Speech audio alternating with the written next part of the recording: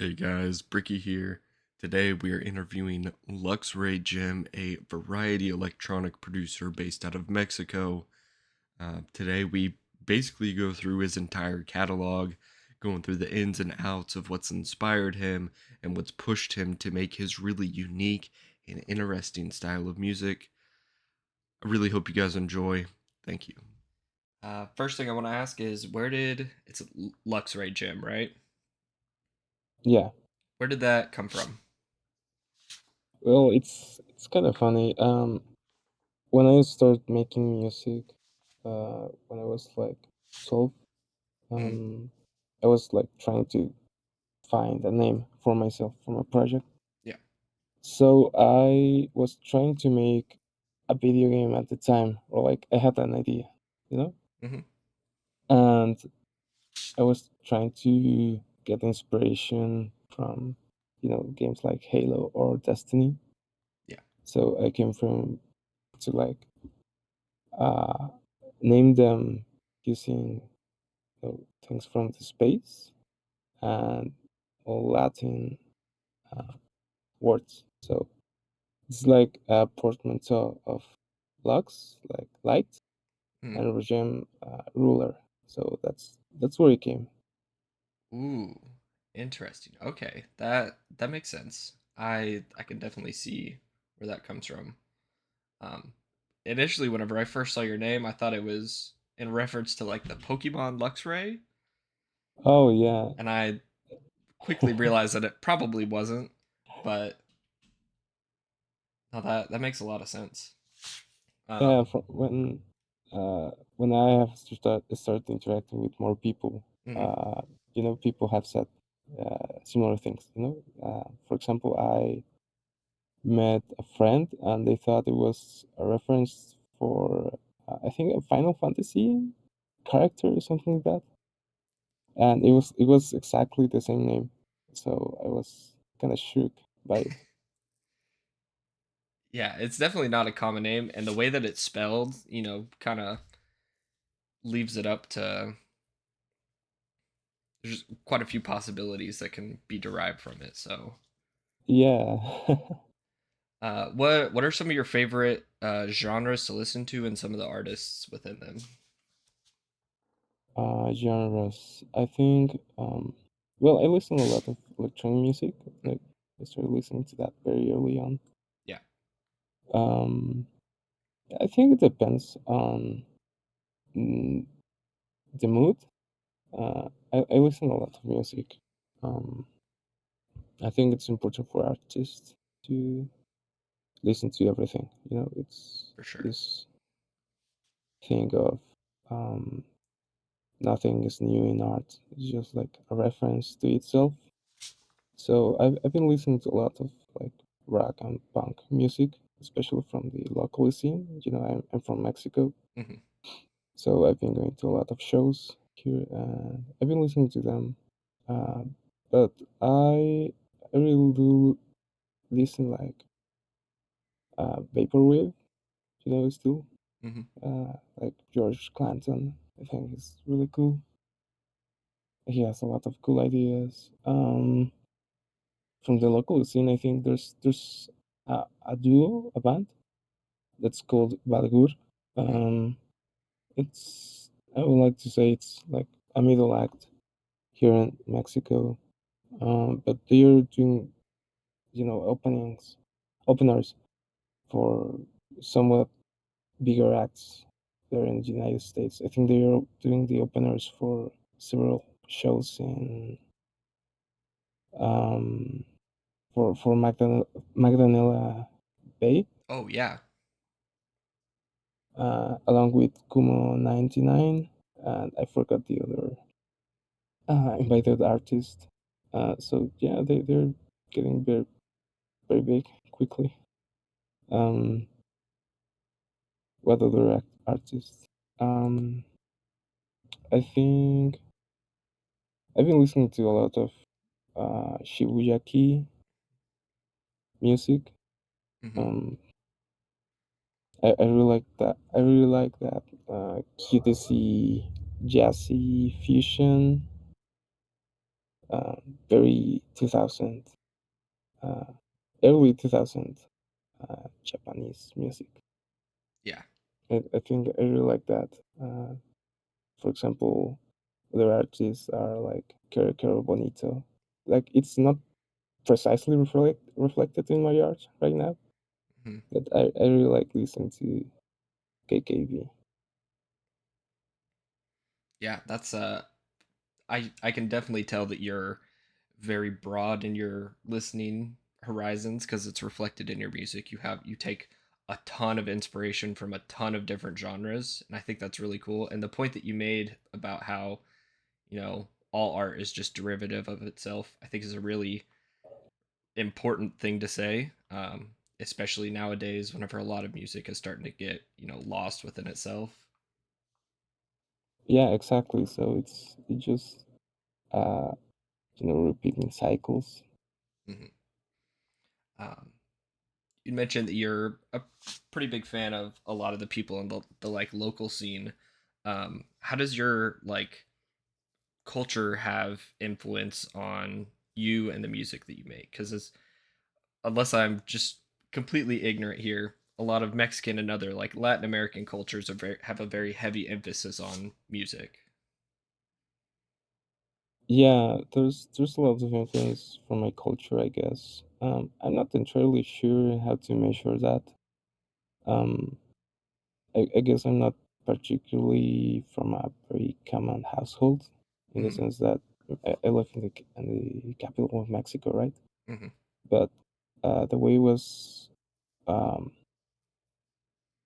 you know, I was instructed how to listen to music and stuff.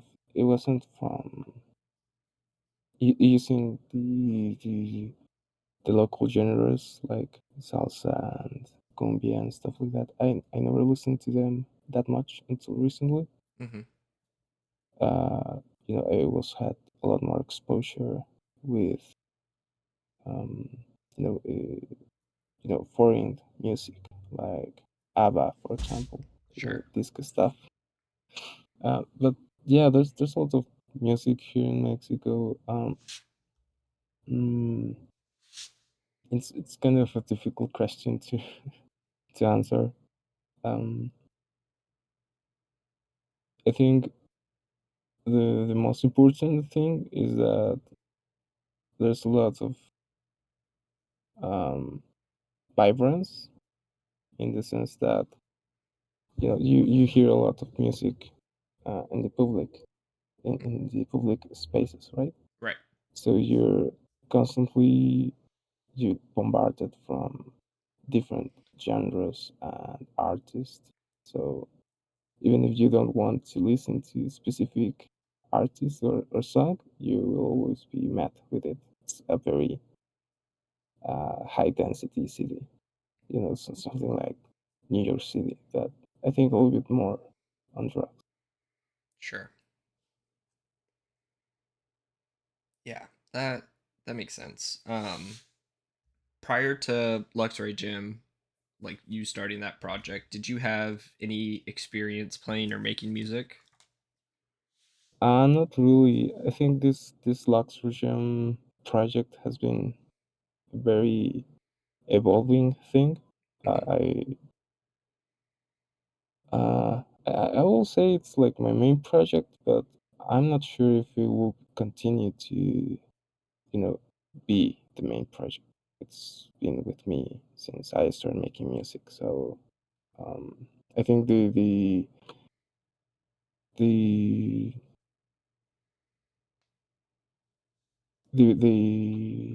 how to say it,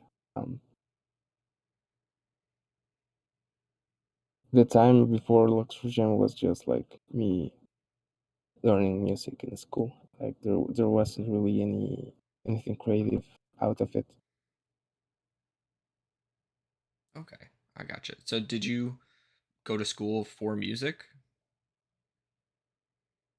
Yes, briefly, two times. When I was a kid, Mhm. it was part of the standardized models of education. And recently, like 1 or 2 years ago, I wanted to improve my technique in piano Hmm. and music theory. Okay, I gotcha. Um, Now, going into interviews, I usually like to associate what I'm listening to with specific styles and genres. Um, but with how diverse and like unique your music is, I had trouble pinpointing exactly what I was listening, which is a good thing in my opinion. But how would you describe your own style of music, specifically for uh, Luxregem? Very eclectic, I think. Like I'm always trying to copy someone else in a sense, Hmm. but I always fail to do so. It's funny and tragic. Um, like for example, with my album, I was also always trying to make uh, this very typical chill synth album, Hmm. but I failed to do so. And instead of just like getting frustrated by it, I I accepted that I cannot ever try no replicate a style. So I just start experimenting with it. Okay. And we'll 100% touch on IDEM later. I have a whole section about that because it's like it's such a unique and surreal experience listening to it front to back. It's phenomenal, but we'll get there. Thank you. Mhm. So how did you originally find Wave Racers Collective? uh, I was in another server. I think it was called Synthwave Producers. It's been a long time Mhm. since then. And Bayou. Well, I actually don't know how to pronounce it. I always say Bayou. Um, but the owner of WRC Yeah. uh, shared the link to his server in the self promotional channel, and I just joined, and we were like 30 people at most, 20 people Hmm. at first, and yeah, that's how I found the WRC. That's awesome. Yeah, and from the sounds of it, you joined at a relatively early period in the Wave Racers career. So you were definitely like a pivotal point of that pushing off. Yeah, I'm not sure if I was like primordial to the development of the collective or anything, but I was there since the beginning. Since before it was renamed to a collective. Like it was just a hangout place Hmm. for artists. Yeah. And then that kind of leads me. How did you find about Tropical Sadness? Typical sadness. That's a little bit more funnier. Um, I found them in a Facebook group, Okay. but I I I can I cannot remember which um, how I contacted this person. It was like, "Hey, can I join the Tropical Sadness?" And he said, "Oh yeah, sure. Let me ask them to add you to the chat, right?" Hmm. And I joined, and I was silent for a good while. Like I was just lurking around. Yeah. Uh, but I think like a year or 2 years later, I found out that the guy was like bragging about me and said like, "Oh yeah, you should add them." The guy with the Russian name, because in at that time, my Facebook name was like exactly my real name, but Mm. using Cyrillical Oh. alphabet. Okay. So the owner of Tropical Sadness was like, "Are you sure we should add this guy? Like, is this guy safe?" And yeah, so he was like, "Yeah, sure." And I was out of there. and it just kind of went from there. Yeah, and we never knew each other really that well. But everything worked out. Um, Kind of going more into your uh, relationship with Tropical Sadness. How has your experience been working with them? You've released five, five, six, or seven, somewhere around there, songs with them. Yeah, I've been like trying to submit as much as content with them Hmm. because I believe in the project, which is like trying to make a more uh, pan Latin American movement. And at first, we were somewhat skeptic of our power. Um, but there was this um, internet festival, which was Latin All Stars Fest. Hmm. It had two editions, and we received a lot of positive attention. Like we realized that it wasn't really the music the problem. Like we had quality in the things we were doing. It was Right. just that it hadn't been reaching the correct audience yet. So from that point onward, we've been trying to improve our presence in the region through various methods. Tropical Sadness started like as a meme page. So, we're still using the same page to promote the music. So it's like we have a somewhat large following base that's just looking around for memes, and the others that are looking around for the music. So it's kind of weird. Yeah, that definitely. It sounds like it's kind of strained from the original idea, which I really liked on the Bandcamp page, which I'll have linked whenever I get this posted. It talks about wanting to make a collective group of people to make good music. Like that's it, no matter the genre. Yeah, yeah. If it's good, it's good, and that's it. Sure. Is there anybody in Tropical Sadness that has influenced you or inspired you? Yeah. There's uh, the I will say the owner of this whole joint. Hmm. Um, uh, its artist's name is Ghost Channel, and I really like his music. It's like very vaporwavy slash synthwavy. Like the textures he uses are really nice. I have a collab with him, A couple. and a couple of collabs with him, and I have worked on many other projects, like not uh, officially. Yeah, that's I didn't realize Ghost Channel was the owner. That's awesome. Yeah, he's a really such cool guy. That's whenever I was listening to all your songs and kind of going through a couple of the Tropical Sadness like collab albums. Uh, he made a very prominent uh, sound, and it was very comparable to yours. And the songs that you guys have made have uh, like there seems to be a very good synergy between you two. Is that something? Would you ever be interested in doing more collaborative work with him? Yeah, I would like to make more songs with him. There's I believe there's a couple of other projects we've been like sleeping on because things from life.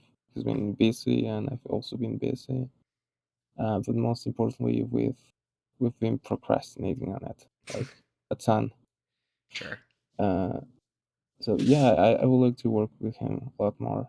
Um, yeah. activism is a pretty big thing. If you scroll through your Instagram, like even briefly, you can see quite a few posts relating to like protests and activism. Unless I'm completely misreading that, how does No, that no, you're right. how does that influence you in your like personal life? uh, I think somewhat a lot. I've been trying to be more active in the stuff happening around me. So uh, I think it's been mostly to be more extroverted in a sense. Like it's maybe not the best way or solution to overcome like social anxiety and stuff. But I like to feel part of a bigger thing, and make a positive change in the issues of my community. So it's yeah, it's somewhat of a bigger issue for me, and I can't always be active in the protests and the situations that happen, but whenever I have the opportunity, I join and I try to to like help with anything I can. Sure. And oh, I, judging by the way that you were talking, I take it that you're a relatively introverted person. Yeah, it's been improving over the years, but yeah, I'm still quite introverted. I completely understandable. I'm also pretty introverted. However, I do think that the way that you're going about it, the way that you were talking about it, I feel like that's really good and really powerful that someone even introverted is wanting to, like you said, be a part of something greater, try to, make powerful changes. I think that's really inspiring as well as um I don't know if noble is the right word, but I you know what I'm saying. Yeah, I mean, uh, if it's in my power to do something and I can do it, I will do it. If it's something positive, of course. Sure. Does interacting with like the protests and activism, does that play any role in your music? Well, I think so. I only have a few releases Hmm. out. A lot of my music is unreleased and in, like closed circles, but I believe it has had a lot of like influence recently. Like the themes I'm trying to touch have changed.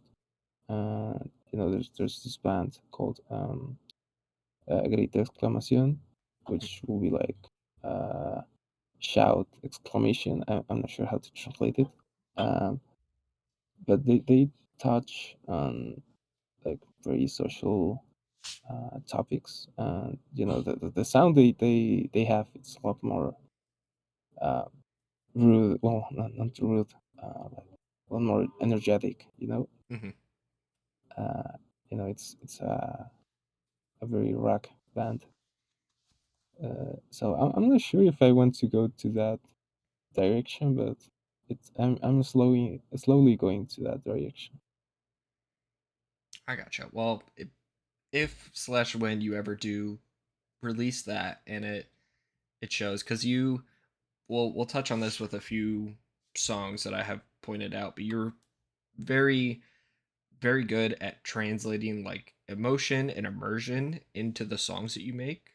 So I would be very excited to hear some stuff that's like focused more on activism in the music that you make. I feel like that would be a very like transcendent thing to hear.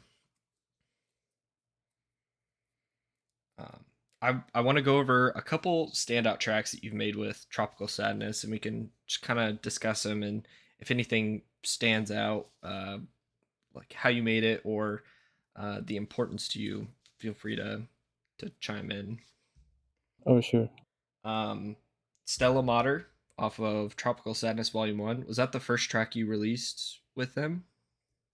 Yeah, it was the first one, and I had it like finished before I joined Tropical Sadness, so I kind of like touch a little things, like polished some rough edges, just sent it. It wasn't really a very thoughtful or comprehensive, submission for them. But yeah, Sure. But on the other hand, with it being the first track that you've released with him, I feel like it was a really, really good jumping off point. It was very, I don't know, that one was relatively like synth wavy, right? yeah, very synthwave. Yeah, I feel like that, like as your jumping off point, that was a really standout track.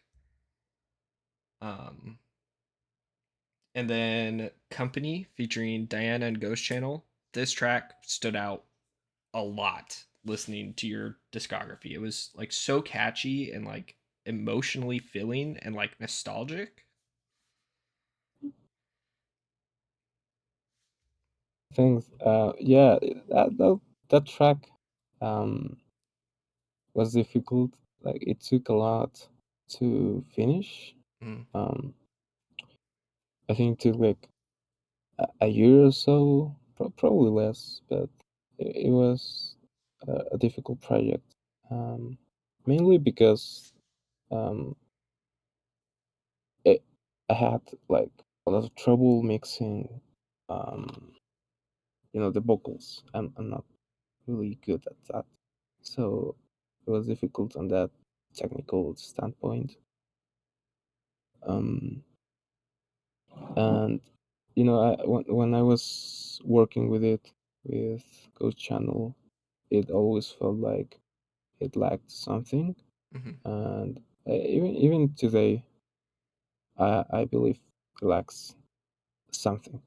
But we somewhat fixed that issue with the percussions. There's these hi hats like playing very rhythmically. It's not very robotic. It's a little bit more natural, hmm and we added those like at the very last minute before I actually had to travel to another state.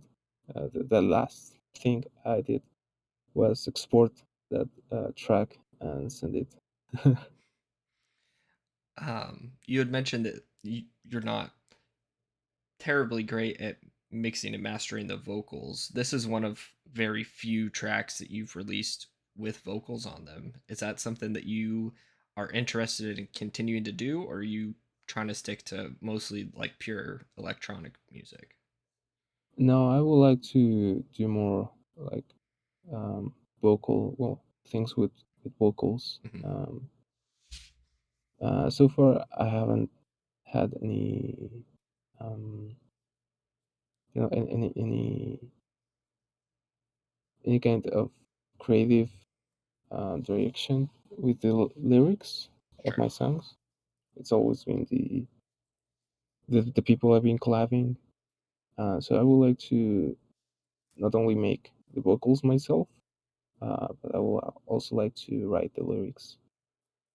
Um, yeah, it's something I've been working on. But also most importantly, I also have to like improve my skills on vocal mixing because that's something that I still struggle. Like maybe it's not something you can hear in the final product, but that's because I've been working on them uh, for 4 hours till end. So I would like to improve that. Sure, and that would be something that I would be heavily interested in. All the tracks that I've heard so far with vocals in them have been very good, very stand out.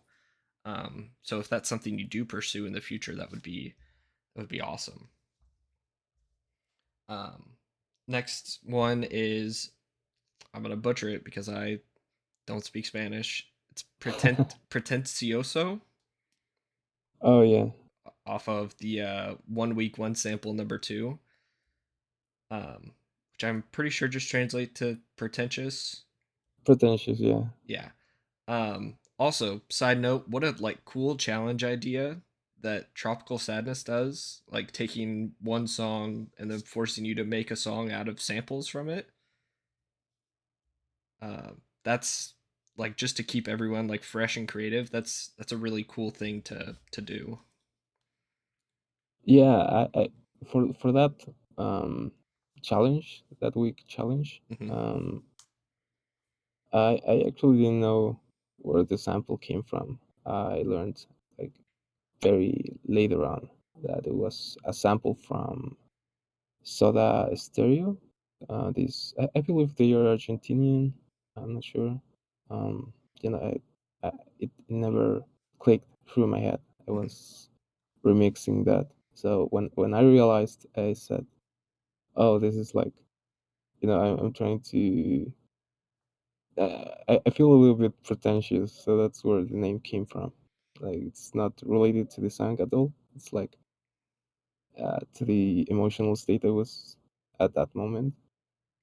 Uh, but yeah, it was really fun. We haven't been making those in a while because several of the members of Tropical Sadness live in Venezuela, and they have been going through this political turmoil. Yeah, they're going Well, through some shit right now. yeah, from this recent political turmoil. So we have stopped that challenge for now. But there's there's intention to continue because yeah, as you said, it's really refreshing. Like it's not something we have invented. It's something that a lot of people do, but making this like it's not entirely collaborative, but this project with us, it's really fun. Yeah, and just to finish up on that song, I feel like the name was pretty fitting, at least from the what was conveyed. It was very like flowing and groovy, like almost like jazz adjacent, and I feel like that feels pretentious sometimes. So Yeah. fitting name, super awesome track. So good job on that one. Thank you. And then quick deviation before we arrive at the big conversation. Can you tell me a little bit about XQRV? Oh, XQRV, it's a side project, one of the many side projects that haven't come into fruition. Mhm. Uh, I'm trying to like touch on this breakcore and adjacent genres. I started making these few tracks, and they're pretty much in a finished state, but I'm like waiting the correct time. Maybe the correct time already passed because this breakcore genre, uh, it's like very internet. It's a very internet genre, Mhm. and maybe it's not as popular as it was. But yeah, I'm like singing on them, and I'm trying to experiment more on that side of like um, with breaks and or more of sample manipulation. So it's not. I felt it wasn't cohesive with the rest of my discography. With the Luxregem Sure. project. So I felt it was more appropriate to make a new name for it. Yeah, for sure. I agree. It definitely does not fit into what you've released so far on Luxregem. The one slash two songs, because I think there's technically two songs under that title. There's the Lem, and then there was Toxic, which was from a couple years ago. Both of them stood Oh out yeah, a lot. Um, very different from what you normally make, but also it, very like breakcore adjacent, vaporwave adjacent, and I would really like to see where you take that in the future. I know we had spoken to earlier that you had some works um, that you were anticipating to release. I like soon-ish is probably a good time if you want it to be like breakcore adjacent because it's definitely on an uprise right now. Yeah, definitely. I feel I missed like the maximum point of popularity of the genre, Hmm. like when Sewer Slot, for example, was releasing music. There's still a lot of popular artists, but I feel I missed like a little bit of the wave. But yeah, I have to release it as soon as possible. There's always this constant thing in my songs where I finish something, but there's just like this little piece that I believe doesn't quite fit, and I continue working on it uh, till till the end. So it takes time in my creative process. Hmm. It's not the most efficient. Uh, yeah, I have to release it. Actually, I've been trying to set up deadlines for myself. Sure. And I'm like I said, I am pretty excited for that. I feel like that's any music that we get from you is pretty good. So all right, now we're on to the big conversation. Is it's idem? Is that how you pronounce that title? I have no idea actually. You have no idea. What do I you have no mean? idea. It's also another Latin. Mhm. Um, I forgot how to say it, but like it's a term. It means the same. So I'm not sure how it's pronounced in Spanish. I'm not sure how it's pronounced in English, but that's how it's spelled. Okay. IDEM. That's straight up since I saw it, I've just been calling it IDEM. So, um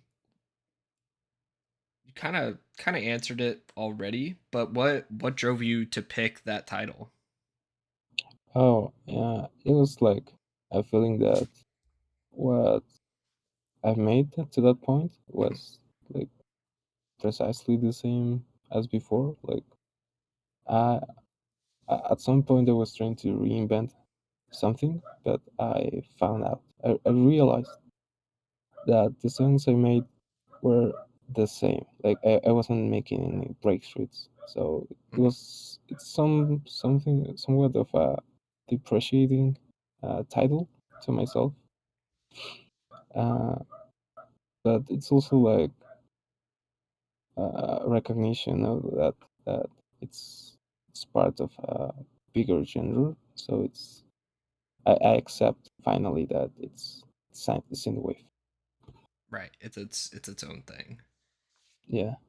Um so each track on it seems in my opinion, just from, an outsider point of view, each track seems very methodically crafted and like perfected to fit the theme of the songs around it. Um I would like to go down the track list with you, and you can just provide like your brief thoughts and opinions on each one. Um, point out your favorite, least favorite track, any major inspirations that came from them, so on. Oh yeah, So sure. okay, the wait is over. Just standard intro track. Oh yeah, the intro. I think I stole the melody from Ghost Channel. We were actually going to add that melody, or actually, I'm not sure if it's uh, in company. Hmm. But yeah, that melody I stole it, and of course I asked permission. But yeah. Sure. Okay. Um, one of, if not the only single off of it, Our Time Together will soon come to an end. Oh yeah. Um, yeah, I started working on that song early on, Mhm. and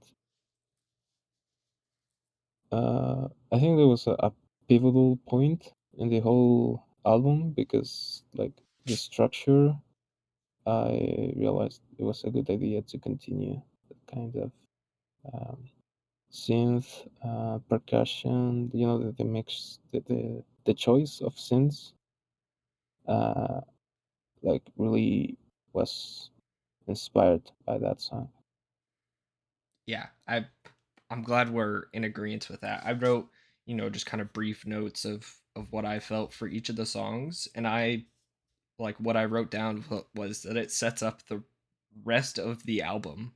Like it Yeah, I feel like that's probably like the best song off of the track list that you could have chosen to be like the first actual song. Um all right, how about Iridescent Tears, which is a track that has been growing on me a lot the last couple days. yeah. I try to make a lot more experimentation with it because when I started making the arrangement, we had these melodic parts. I think it's in the very beginning, Mhm. and I started like cutting, like chopping them up, and I have a lot of like background on future funk. Like I haven't really released anything on it, but I have a lot of tracks in my hard drives that are in that genre. So I try to like make a little bit of homage to that little bit of skills I have. Mhm. So that's where a few arrangement choices came from. I can 100% hear the influence on that track in particular. That was Future Funk was actually one of the genres that I pointed out that like some of your music takes inspiration from. So again, I'm glad we're I'm I'm Yeah. glad I'm not crazy to like hear that as well. How about Remorse with Ghost Channel? Remorse. That's I think the most experimental track of the whole track list. Hmm. I agree. Um, yeah, like he brought up like a lot of textures and ideas to the table, and we just kind of went crazy with it. I in the whole album I didn't really use a lot of um the synth patch automatization. But with that one, I did a lot of like live improvisation, not only with the melody, but with the patch settings. So Uh-huh. it's very experimental That for the music I make. that makes so much sense because it has not a majorly distinct feel, but it has a distinct enough feel to show that like something different is happening in that track. So that makes a lot of sense that you were both of you were just kind of going off the rails, experimenting with whatever. Yeah, Right? How about Fake Anxiety? fake anxiety. That's also another track that uh, had a lot of work on it. Um, it's one of the older tracks that preceded the project, Hmm. and uh, it changed its direction a lot of times. I think the, the the thing I like a lot from it is this middle section with the piano Yes. where I improvised, but I later like it was going to be like a very transitive part where it Hmm. wasn't the piano wasn't going to be much of a major thing, but I later rewrote it and made a little bit of more complex piano piece. It's still not a main thing. It's still relatively transitive, but yeah, I really like that, and it's a very personal track because I felt like a lot of anxiety with it. It never came to a point where I was like very happy with it, and I felt like yeah, an anxiety that I'm never going to finish this. So the title also reflects a little bit of the process.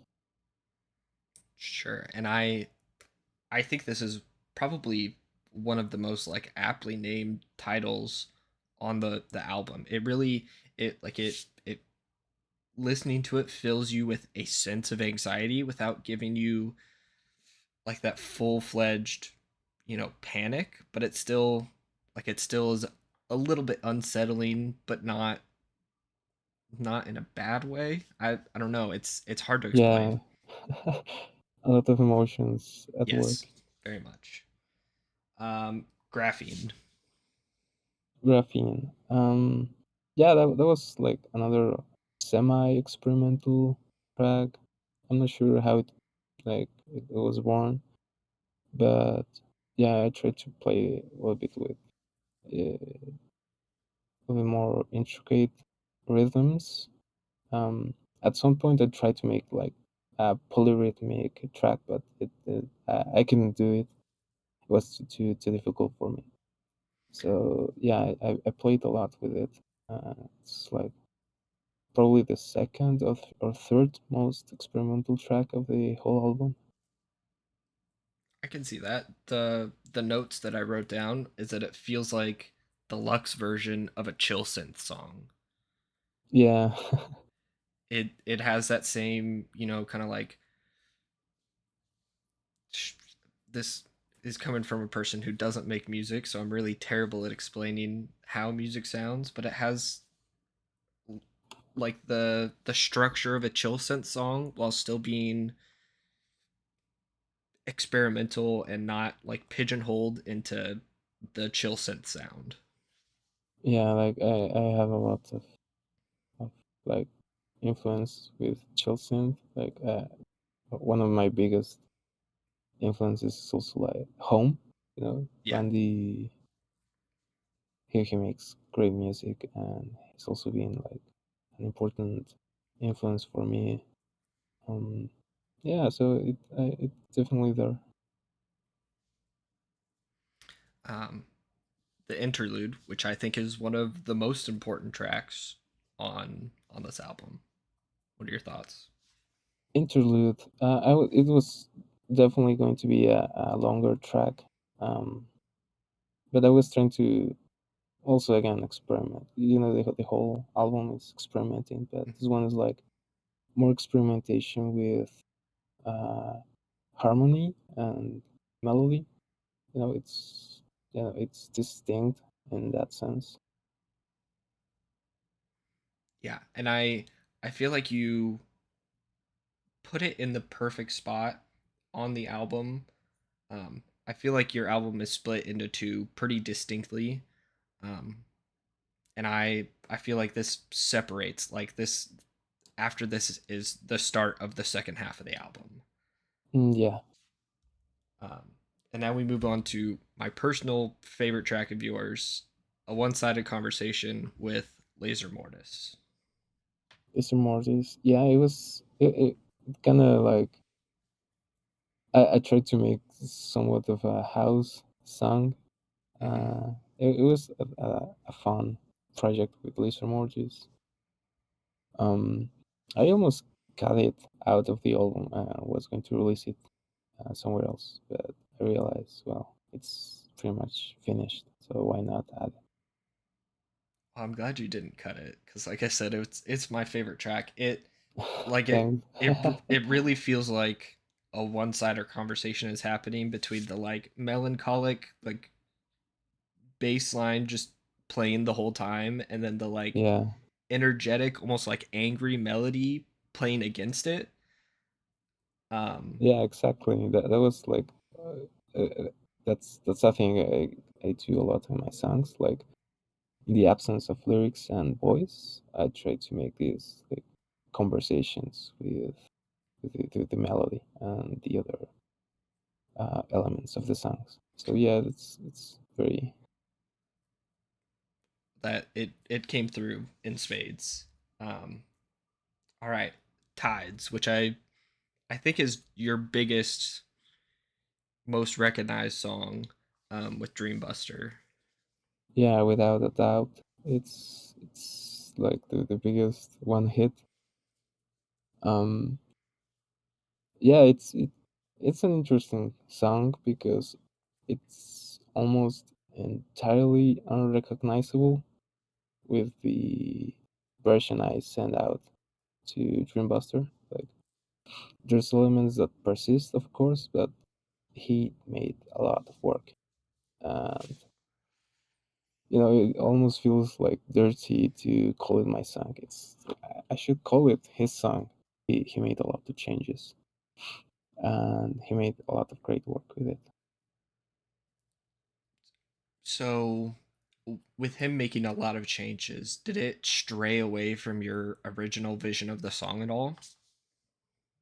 No, not really. I think we managed to like find a really good common point.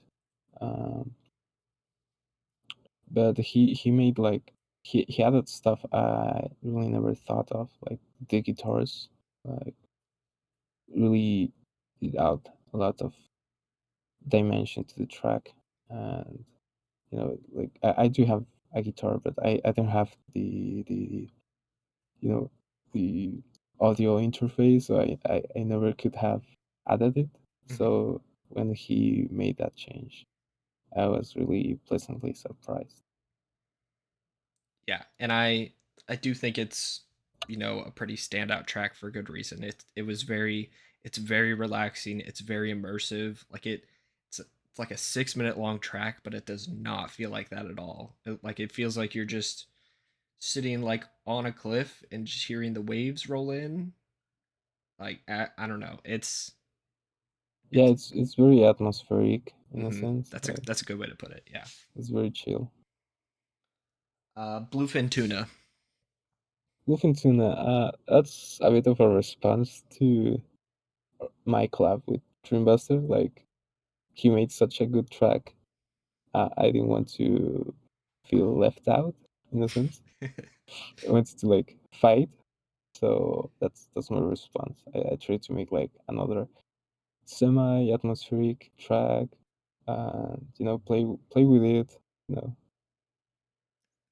That the reasoning behind that makes so much sense because listening to this album, those two songs being back to back, they feel very similar, while still being, distinct from each other. But the like water samples that you did in that are just so immersive. It like that track is actually unreal how live like it feels. yeah, thank you. I spent a lot of time picking out the samples, and the mixing. It was an experimentation with the mix techniques. So yeah, it was. I learned a lot from it. Hell yeah. Um, Belfast featuring Roof Snow. Belfast. Yeah, it was also an interesting track. It was difficult actually because the vocals I got from Jack, uh, have this very monotonous like rhythm, Hmm. and it's not something I particularly work with. But it also helped in a sense because I could go crazy with the melody and just let Jack sing. And you know I've uh, I try to experiment with the synth patchwork as much as possible. Hmm. And at some point I realized the lyrics uh, had this somewhat connection with the troubles in Ireland.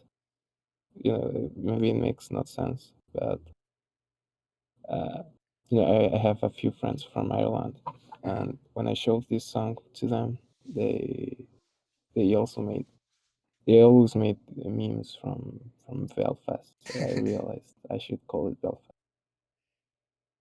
Yeah, and I feel like Jack's vocals are you were spot on. They are very monotonous, and they're, I want to say odd, but I don't want to say it in like a negative sense because it works really really well with the track.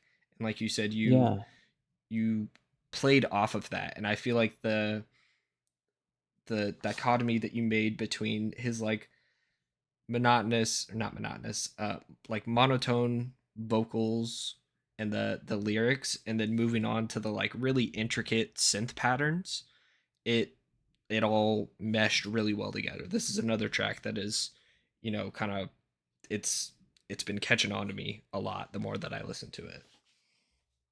it's one of my favorites, really. Like it wasn't at the first, but now it's one of my favorites. All right, and final track is Inside Joke. Inside joke.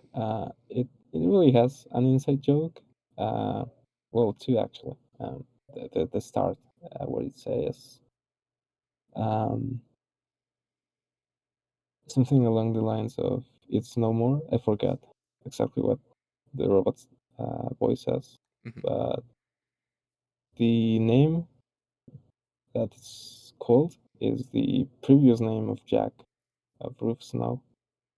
So it's like a reference to my friends, and the more melodic um, vocal sample that keeps playing at the middle of the track is a sample from one of the protesters from the Capitol uh, attack. Well, I'm not sure how to say it Yeah, I. in June. Mhm. So I took it. So it's like, you know, it's very on the happenings and situations of the moment. I gotcha. I feel like that's conveyed pretty well within the song. Um, so from IDM, what is your favorite and least favorite track on the album? My favorite, I think it's probably our time together will soon come to an end. Like I I, I put a lot of effort and emotion to it, Mhm. and there's two versions: the single and the album. Right. And you know, in arrangement wise, they are exactly the same, but the mix changes because the whole album was mixed by Mapper. Mhm. Sorry, Yeah. and he changed a lot of things, and I'm a lot more fond of the single version because it's entirely a work of me. Sure. And I think the least favorite song of the whole album might be, I'm not sure, maybe um Bluefin Tuna. Because I like it was a response to Tides, Mhm. right? So but I never felt it was up to that energy or quality in my eyes.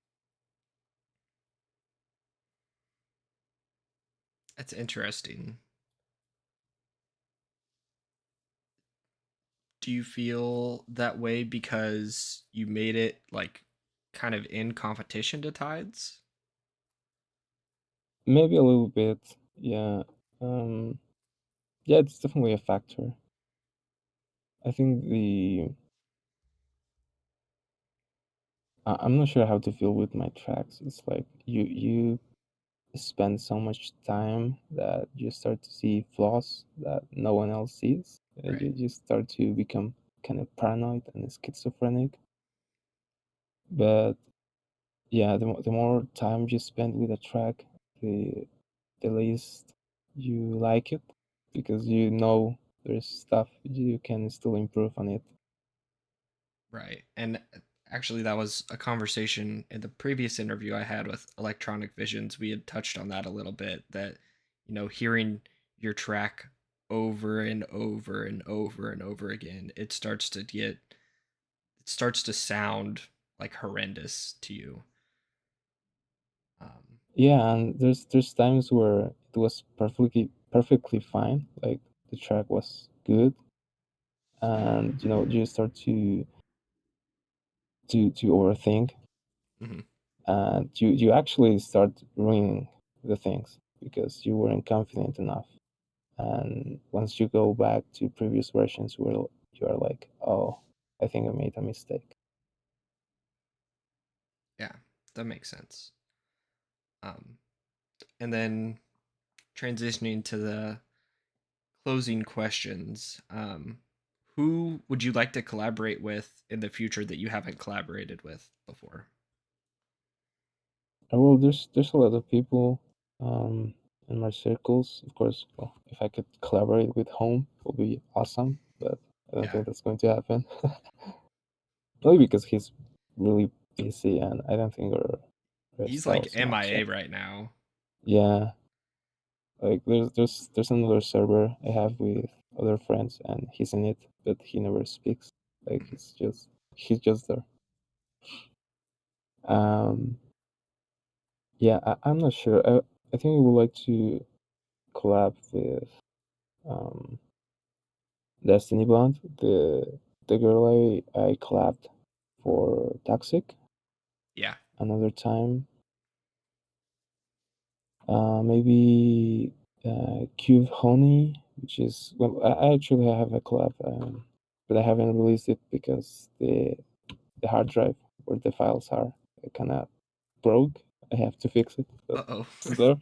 Yeah, yeah. Um, I have to fix it really quickly because she has a set list. I think in a few weeks. Um, who else? I think I would like to collab with Dreambuster again. Like he released an album with a different name called Point Blue, and it's just such a spectacular album. Like I really like it. Wait, Dreambuster's Point Blue? Yeah, What the fuck? yeah, that's his second name. Well, his second alias. I did Yeah, not know that. it's an awesome track. I mean, it's an awesome album, and I would like to collab with him again on something. For sure. Are there any genres that you haven't dove into that you'd like to explore or explore more? I know Well, I think you mentioned like breakcore and stuff, but is there anything outside of that? I think there's a few. Yeah. Well, for example, I've been trying to immerse myself in the local scene of Hmm. like punk rock. So I would like to do that. Um, I'm not sure if something good will come out of it, but I would like to experiment with it. Maybe like try to mix it with synth wave or chill wave, something like that. It will be like an odd mixture, but uh, what else? Um, I've had this like I've been trying to achieve this style of blank banshee, like this vaporwave trap uh, kind of style. Hmm. So I think I would like to attempt something. Yeah, and Vapor Trap is I think it's on a little bit of an upswing right now, so that would definitely be something to get into. Yeah, Right. And then final question I have for you. How does it make you feel that people listen to and enjoy your music every single day? it's an odd feeling for sure. Like I'm not like super famous or anything, but it's really weird when you find your music being used by a literal Russian Department of Agriculture for their videos. Wait, for real? Yeah, No I way. was looking through the YouTube ID. Uh-huh. It shows the videos that got flagged, and they're recollecting money, right? So I clicked on this little video, and it's from like a promotional video for a Russian agricultural department. And yeah, it's kind of surreal, how far away your music has had an impact. Also had like contact with this guy from Ukraine who really liked my music. It's Mhm. it's actually kind of funny, the guy from Ukraine and Russia. And yeah, he really liked my music, and he said, specifically tights. He reminded him of his um, old town, which unfortunately was invaded after this whole war Mhm. started. Mhm. So yeah, it's tragic, and I hope he finds some peace with my music. Yeah, that's that's awesome. That is absolutely surreal. I can't fathom it. Yeah, I can't either. All right, Lux. Is there anything else? Do you have any questions for me? Oh yeah, how many other artists are you going to interview? Uh, as many as I can. Um, I've You're my fourth interview that I've had so far. Oh, Had awesome. had one with Ed 209, had one with Vayu, had one with Electronic Visions, and now you. Um, but I, you know, just kind of got to reach out to people. So Yeah, obviously, like reaching out to people is the hardest, actually. Like, for example, I've been doing photography recently. I bought a camera, and I've been trying to do like concert photography, and it's really difficult to reach to people. But when you do, it's gratifying. yeah, for sure. I've had a lot of fulfillment from this. I really enjoy, diving into someone's full catalog of music, listening to all of it front to back multiple times, and then, just having a conversation like this. It like it feels good. So, um yeah. Hope to do more in the future. That's great. I hope it continues. I hope that you can have me again once like I have a lot more content out. Yeah, I would love to. And, you got my Discord. You can reach out anytime. Um, I'll be happy to listen to anything, provide feedback, whatever. Oh yeah. All right, Lux. I think that's it. Thank you so much for taking time out of your day to have this conversation with me. I appreciate it. No problem. All right, I will